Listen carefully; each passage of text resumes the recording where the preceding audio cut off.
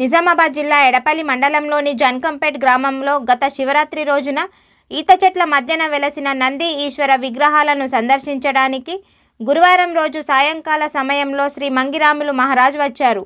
స్వయంభూ లింగేశ్వర విగ్రహాల దర్శన నిమిత్తం వచ్చిన మహారాజ్కు భక్తులు ఘనంగా స్వాగతం పలికారు.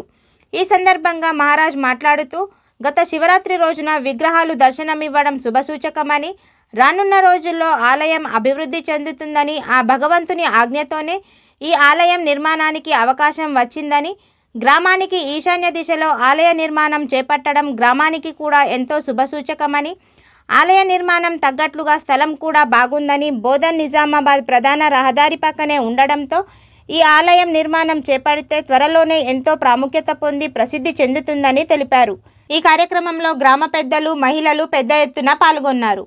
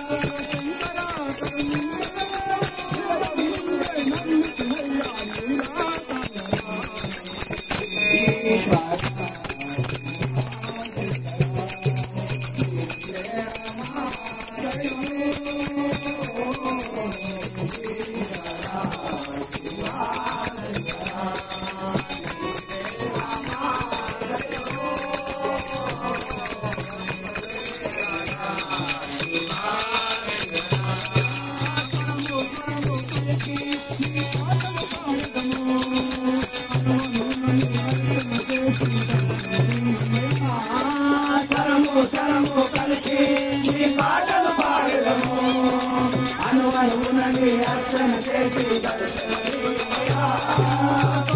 తరము కలిసి నీ పాటలు పాడెదము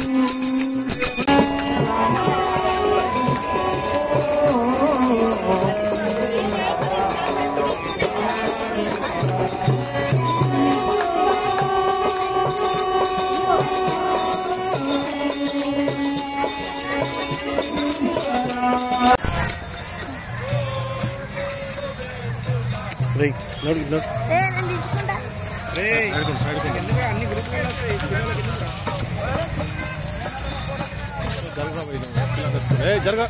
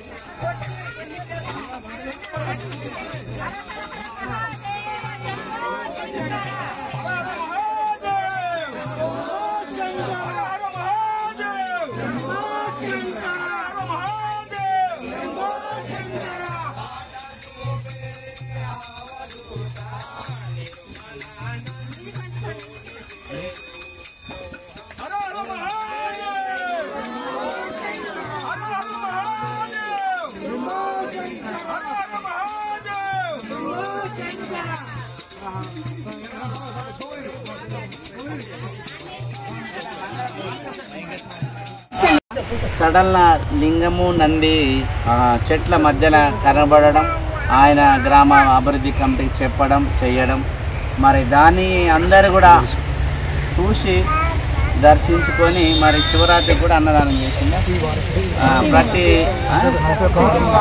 ప్రతి వారం పత్రం పుష్పం ఫలం తోయం ఎవరు తోచింది వాళ్ళు ఇస్తూ ఉన్నారు, ఎవరికి తోచింది వాళ్ళు ప్రసాదం తీసుకొని పోతూ ఉన్నాం మనం వాస్తవంగా. కాబట్టి ఇది ఏదో చిక్కులలో ఉన్నదనే ఒక ఆలోచనతోని మరి రూల్స్ ప్రకారంగా పద్ధతి ప్రకారంగా అన్నీ కూడా అనుమతి ప్రకారంగా భగవంతుడి ఆజ్ఞ అయితేనే ఏదన్నా అవకాశం వస్తుందట.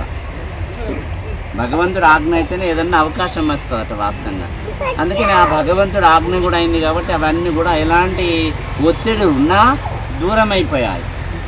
దూరమైన సందర్భంగా మరి మన గ్రామస్తులు కూడా అందరూ ఒక నందిపేటకు రావడం కూడా జరిగింది. మాకు కొంచెం కార్యక్రమాలతో బాగా లేట్ అయింది.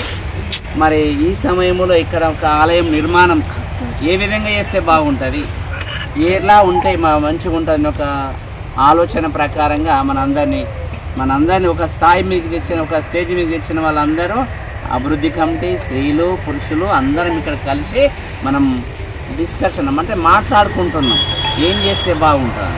నేను ఇందాక అడిగాను ఎంత పొడవు ఎంత అంటే 87 ఫీట్ల వెడల్పు 87 పొడుగు అంతేనా?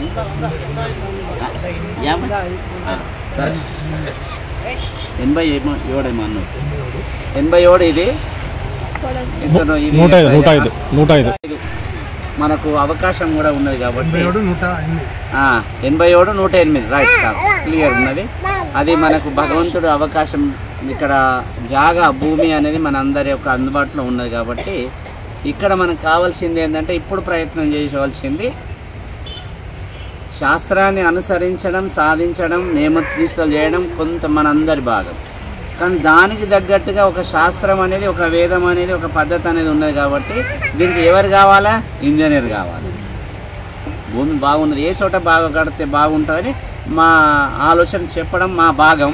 దానికి కావాల్సింది ఏ విధంగా అయితే దారి తీయాలా, ఏ విధంగా అయితే మనకి వాస్తే బాగుంటుంది అనే ఒక ఆలోచన ఇంజనీర్లతో కానీ దానికి తగ్గట్టు తగిన వాడే డిజైన్ కానీ వాళ్ళు ఇస్తూ ఉంటారు.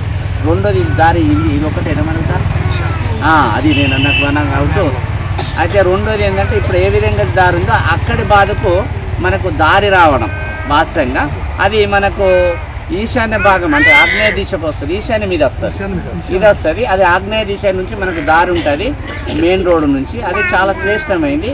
అది దారి అయిపోతే మనకు రేపు రాబోయే రోజుల్లో మంచి క్షేత్రంగా అయ్యే యొక్క శుభసూచనలు ఉన్నాయి. కాబట్టి ఒక ధర్మశాల పై పక్కకు మధ్యలో ఒక ఆలయం, మనం అనుకున్న ఆలయం మధ్యలో ఇట్లా కట్టేస్తే అక్కడ పక్కకు ఒక ధర్మశాల వస్తుంది, అక్కడ దారి వస్తుంది. ఈ ఈశాన్యం అంతా కూడా మనకు ఖాళీ ప్లేస్తో ఉంటుంది. అంటే ఖర్చు కూకున్నా చేసిన సత్సంగమైన రేపు రాబోయే రోజులలో మంచి కార్యాలు ఇక్కడ పిల్లల యొక్క శుభకార్యాలు చేసినా ఇంకా ఆ విధంగా శాస్త్ర పద్ధతి ప్రకారంగా బాగుంటుందన్న ఒక ఆలోచన అక్కడ ఆగ్నేయం నుంచి తీయడం చాలా శ్రేష్టమైనది. కాబట్టి ఈ మనందరం కలిసి ఏంది ఈ ఆలయం పేరేం తెలియదు ఎవరికి, పెట్టిండ్రా, సంతోషం. స్వయంభూ లింగేశ్వర్, చాలా సంతోషం. అంటే స్వయంభూ తను ఉత్పన్నమైనది కాబట్టి స్వయం ఎవరు పెట్టింది ఏం కాదు. గీత కార్మికులు చూశారు, మన చెవులలో వేశారు, మన కళ్యాణ్ చూసాము. స్వయంభూ లింగేశ్వర స్వామి ఒక చాలా మంచి శుభం. కాబట్టి ఆ లింగాన్ని మనం ఎక్కడైతే ఆలయం ఎక్కడ ఏం చేద్దాం అన్నది ఒక ఆలయం నిర్మాణం కూడా ఆలోచన ఉన్నది. కాబట్టి ఆలయ నిర్మాణానికి ఏం చేయాలంటే శివ పంచాయత్తనం చాలా ఉత్తమైన యొక్క మార్గం. కాబట్టి శివ పంచాయత్తనం అనేది అంటే లింగము, నంది, పార్వతి, నాగేంద్రుడు, గణపతి, ఇవన్నీ శ్రేష్టం. ఈ పంచభూత అంటే 5 యొక్క కలిసి శివ పంచాయత్తనం అంటారు. కాబట్టి ఆ ఆలయంకు నిర్మాణం చేసి దాంట్లో ఆలయంలో కూకుండే పెట్టే ఒక విగ్రహాలు. ఇంకా రాబోయే రోజులల్లో వారి ఆలోచన ఇది ఉంటుంది. ఇంకా రకరకాలు ఇక దగ్గర ఉన్నది శనిదేవుడు ఏదో ఇక నవగ్రహాలు అంటారు, ఏదో ఉంటుంది, ఏదో ఒక్కొక్క బుద్ధి ఒకటి కడదామని ఆలోచన వస్తుంది. ఒక భక్తుడు ముందరికి వస్తే నేను కట్టిస్తా అంటారు. చెప్పలే దైవంలో ఈశ్వరుడు యొక్క స్థానంలో ఆయన వచ్చిండు. మరి ఎప్పటిదో ఎవరు మనకు తెలియదు, ఏ విధంగానో ఎట్లా వచ్చినాయో మనకు తెలియదు. మన కళ్ళల పడ్డ నుంచి మనం పూజిస్తూ ఉన్నాం. మన యొక్క హిందూ సాంప్రదాయ పద్ధతి ప్రకారంగా, సంస్కృతి ప్రకారంగా భగవంతుడిని పెట్టి పూజియాలనే ఎక్కడ కూడా లేదు. మనం తెలియనప్పుడు ఒక రాయికి ముగ్గే ఒక పసుపు కుంకుమ పెడితే చాలు, దండం పెట్టుకుంటాం. అలాంటి ఒక సాంప్రదాయం మనం హిందూ సాంప్రదాయం, అవునా కాదమ్మా? ఒక రాయి కనబడితే ఎవరైనా పసుపు కుంకుమ అయితే దండం పెట్టిపోతాం అంటే మాట. దాని తర్వాత మళ్ళీ ఆకారాలు సృష్టిస్తాం. అంటే ముఖంతో పెట్టుకుందాము, అమ్మవారిని పెడదామని ఒక ఆలోచన వేసుకుంటాం. అట్లా మన యొక్క సంస్కృతి సాంప్రదాయం ఇంకా రోజు ముందుకు పోతున్నది వాస్తవంగా. కాబట్టి పుట్టుకతో ఎవరు నేర్చుకోకుండా వచ్చిన తర్వాత సంస్కారాన్ని మనకు నేర్చుకోవాలి. కాబట్టి ఈ అవకాశం మన గ్రామానికి, మనకు అందరికీ సత్యశ్యామలంగా ఉండి ఈ యొక్క రోజు అభివృద్ధికి అవుతుందని భగవంతుని ఆశిస్తున్నా. మరి మీ అందరి అభిప్రాయమే నా అభిప్రాయం. అయితే పశుపతినాథ్ నేపాలు ఇక్కడ శివాలయం ఒడ్డవతలనే శివాలయం ఒడ్డు పట్టుకొని కాష్టం చేస్తూ ఉన్నారు ఇప్పటికి ఈ రోజు దాకా కూడా. అంటే ఆయనకు ఈయనకు ఈ శరీరంకు ఆ శివుడికి తేడా లేదు. మనం ఏం చేస్తాం, మన ఇంటి పక్క కష్టం ఇల్లు మీద పొగత్తుందరో అదొస్తుందో మనం అనుమానాలు వాస్తవంగా, అవునా కాదా? కాబట్టి శివుడికి అలాంటిది ఏం లేదు. అక్కడనే శివుడు అక్కడనే కాష్టం 24 గంటలు కాలుతూనే ఉంటాయి. ఈ కాశీలు అయితే గోదావరి మీరందరూ పోయిన వాళ్ళు ఉండినచ్చు కొంతమంది, కాశీలు 24 గంటలు 365 రోజులు కాష్టం కాలుతూనే ఉంటుంది. రాత్రి 12 గంటలకు ఎవరైతే శవం ఉంటుందో అది మంచి కాల్చి తలారి వాడి వెండి గిన్నెలు తీసుకొచ్చి శివుడికి భస్వం పెట్టి అప్పుడు ముగింపు చేస్తారు, గుడి బంద్ చేస్తారు. ఒక 2 గంటలు, మళ్ళీ 3 గంటలు 3:30 గంటల నుంచి మళ్ళీ గుడి తీస్తారు. ఇప్పటిదాకా అంత సంస్కారం జరుగుతూ ఉంది. కాబట్టి జాగాలో ఎలాంటి దోషం లేకుండా చేసే విధానం వాస్తు ప్రకారంగా చేసుకుంటే సరిపోతుంది. వాస్తు ప్రకారంగా చేసుకుంటే సరిపోతుంది. అవునవును, అవి అంతే ఉంటాయి. మనకి ఇక్కడ పరమాత్ముడు మనం అనుకునే అన్ని నిర్మాణం అయిపోయిన తర్వాత అవి ఏం చేయాలి మళ్ళీ ఆలోచించి అదే ఆలోచన చేద్దాం. అది బాగుంది. ఎవరికి సంబంధం లేదు. నువ్వు భగవంతుడి గురించి విచారం చేయి, నీ పిల్లల దాని గురించి విచారం చేయి, నీ భర్త గురించి విచారం చేయి, నీ కుటుంబం గురించి విచారం చేయి, ఇంకొక గురించి అసలే విచారం చేయొద్దు. ధర్మానికి అది హాని, అక్కడిక్కడ ముచ్చట్లేదు. కాబట్టి భగవంతుడి గురించి మా భగవంతా మా అందరినీ కూడా రక్షణ చేసాడు నువ్వు అని మంచి మాట, ప్రేమ. ఇవాళ వచ్చినాం ఇక్కడ 10 మంది పోయినామమ్మ, మరి మారదు వచ్చింది, కొబ్బరికాయ కూడా చెప్పచ్చు, సంతోషమే. కాబట్టి వేరే విషయాల గురించి కూడా అసలు మనం మాట్లాడరాదు అని శాస్త్రం లేదు. కాబట్టి నీ గురించి మాట్లాడే అధికారం నాకు లేదు, నా గురించి మాట్లాడే అధికారం నీకు లేదు. కాబట్టి ధర్మం గురించి అందరికీ ఉన్నది, ధర్మం గురించి అందరికీ అధికారం ఉన్నది. ధర్మం ఒక్కరిది కాదు, అందరి ధర్మం. కాబట్టి ఆ ధర్మాన్ని మనం పట్టుకున్నదానికే ఈ జీవితం ఇక్కడికి రావడం జరిగింది. కాబట్టి సత్యశ్యామలమైన ఒక శరీరం అనేది అమూల్యమైన ఒక జీవితం. కాబట్టి మంచి యొక్క ఆనందంలో ప్రయాణం చేయాలంటే ఇలాంటి ధర్మాన్ని ఆచరించుకుంటూ మంచి ఆలోచనతో పోదామని భగవంతుని మనం కోరుకున్నాం. అది ఓం తత్సత్.